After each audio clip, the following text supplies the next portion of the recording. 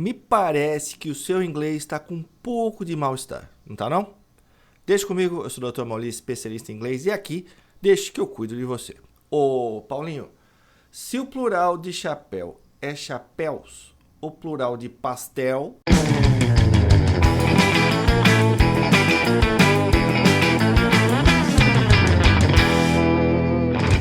Você ainda não se inscreveu no canal? Se inscreva, deixe o seu like, ajude a UTI a crescer e compartilhe o vídeo com o seu pasteleiro favorito que cobra caro, mas bota recheio no pastel sem miséria. Vamos pro conteúdo, porque conteúdo aqui também tem bastante recheio. Hoje é a aula 3 do presente passado simples na prática. Se essa aqui é 3, é porque a anterior foi a 2. É isso mesmo, Paulinho. Bota o link aí da aula 2, se você não assistiu, vá assistir. O que a gente vai ver hoje aqui? A gente vai ver as conjugações do presente passado simples. A gente vai conjugar frases na afirmativa, interrogativa, negativa e interrogativa negativa. São as 4 operações. A gente precisa primeiro definir o que é presente passado simples. Estou falando aqui de todos os verbos que não são o verbo to be nem o verbo haver. Nunca ouviu falar isso? A gente precisa entender como é que a gente conjuga o verbo to be e o verbo haver. Vamos lá, então.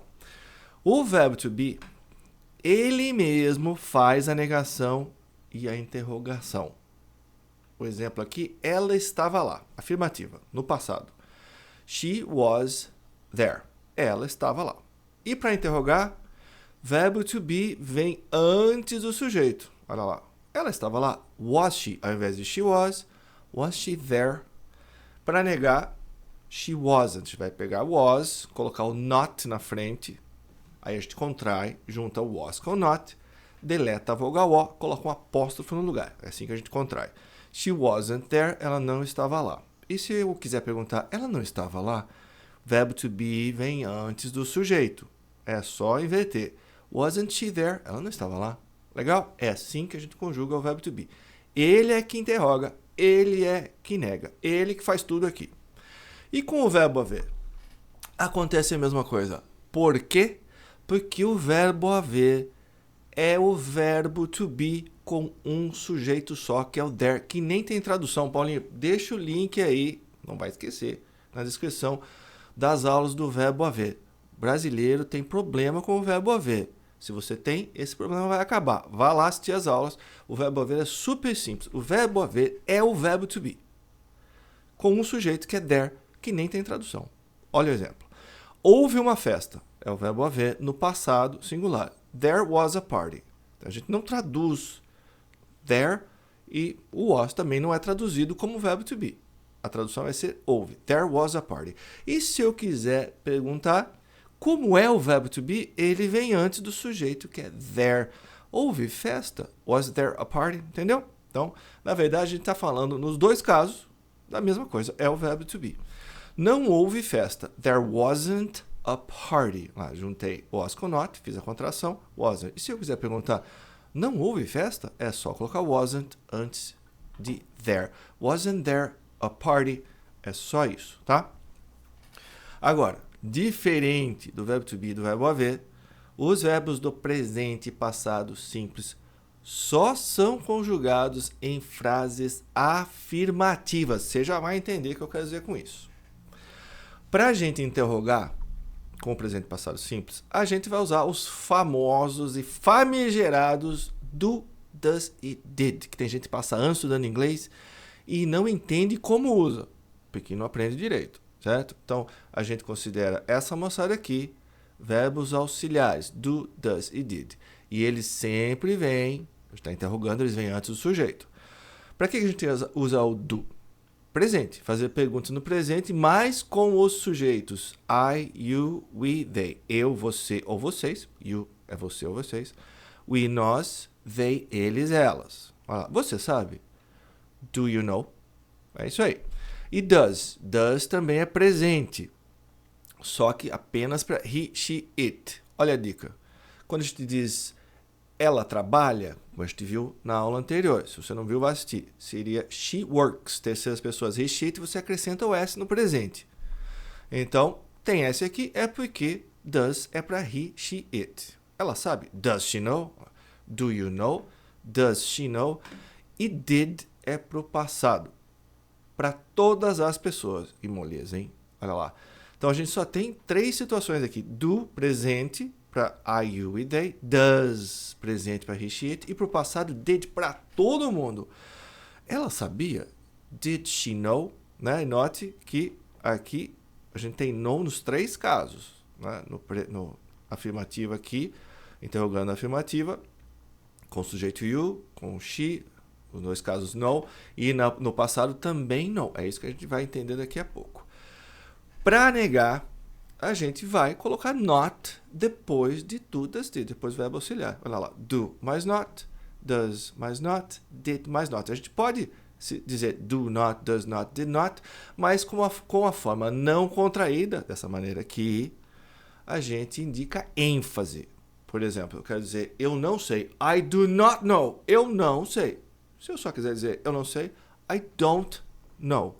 O que eu faço? Se não tem ênfase, eu contraio. Que eu junto do mais not, deleto a vogal O, coloco um apóstrofo no lugar. Don't, does mais not, doesn't, it did mais not, didn't. É só isso. É super simples.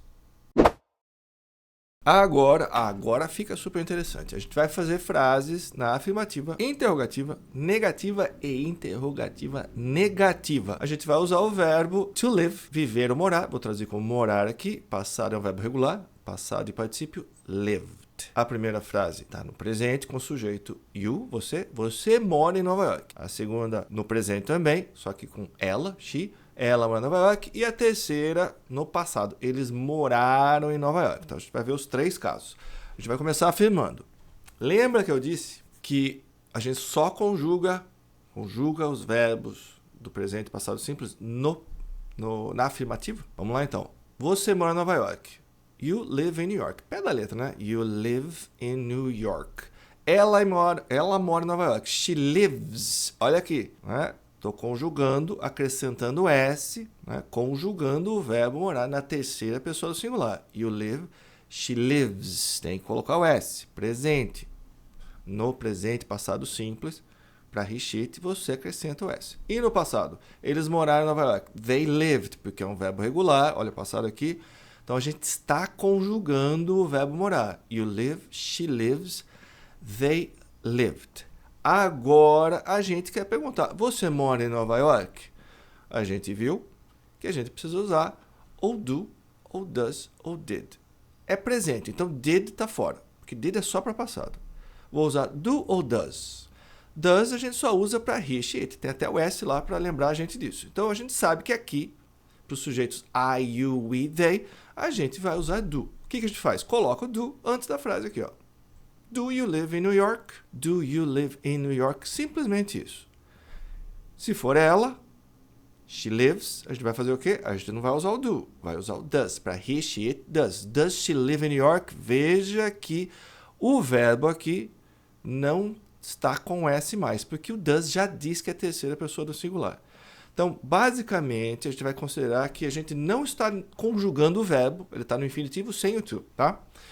Does she live in New York? E no passado, eles moraram em Nova York? Did they live in New York? Mesma coisa, olha, como eu já disse did e did já é passado, eu não vou dar outra informação do passado aqui. Eu não coloco ed. Então, na afirmativa, a gente conjuga. You live, she lives, they lived. Na hora de usar do, does, did, a gente mantém o verbo intacto, como se ele tivesse no infinitivo, mas sem o to, naturalmente. Do you live in New York? Does she live in New York? Did they live in New York? Facilita muito a vida, né? Vamos negar? You don't live in New York. Você não mora em Nova York e ela não mora em Nova York. She doesn't live in New York. Eles não moraram em Nova York. They didn't live in New York. Olha lá. Tá usando do, does, did, só que negando. Don't, doesn't, didn't. Mesma coisa. O verbo não fica conjugado aqui, tá? Agora eu quero perguntar, você não mora em Nova York? Se a pergunta, don't tem que vir antes do sujeito you. Don't you live in New York? Ela não mora em Nova York? Doesn't she live in New York? Eles não moraram em Nova York? Didn't they live in New York? Tá aqui. É só seguir isso aqui que você não vai errar de jeito nenhum, tá? É só prestar atenção. Para não dizer que eu fui injusto com os verbos irregulares, a gente vai ver um, tá? A gente vai usar o verbo to know, que tem dois significados. Conhecer ou saber. Eu vou traduzir como saber aqui, tá? Então, é um verbo irregular, to know, passado definitivo, né? Passado nu e particípio non. As três formas são diferentes, porque é irregular. Você sabe disso, ela sabe disso, eles sabiam disso. Mesmo esquema anterior, que presente com you, presente com ela, she, e aqui no passado com they. Vamos lá então, vamos afirmar. You know that. A gente só pega aqui o know, to know, joga fora o know, o to, né? O sinal definitivo, e conjuga com know. You know that. Você sabe disso. Ela sabe disso. She knows. A gente sabe. É presente, né? É o she, he, she, it. Precisa acrescentar o s para indicar que é a terceira pessoa do singular. She knows that. E o passado, se o passado é nu, vai ser nu para todo mundo. They knew that. Agora eu quero perguntar, você sabe disso? O que a gente faz? Naturalmente, a gente vai colocar do. Do you know that? Ela sabe disso? Does she know that? O que aconteceu? Usei does, que já diz que é a terceira pessoa, singular, presente. Não vou colocar o S. Does she know that? Eles sabiam disso? Did they know that? Olha lá. No, no, no. Vamos negar? You don't know that. Você não sabe disso. Ela não sabe disso. She doesn't know that. Eles não sabiam disso. They didn't know that. Agora eu quero perguntar. Você não sabe disso? É só colocar don't antes do sujeito, porque é a pergunta. Don't you know that? Ela não sabe disso. Doesn't she know that? Eles não sabiam disso? Didn't they know that? Tá aqui. Esse é o segredo, são as 4 operações. É só prestar atenção que não tem como errar. A matemática ensina que depois do 3 vem o 4. E a próxima aula, a próxima consulta, vai ser a aula 4 do presente passado simples. Não perca, a gente se vê lá.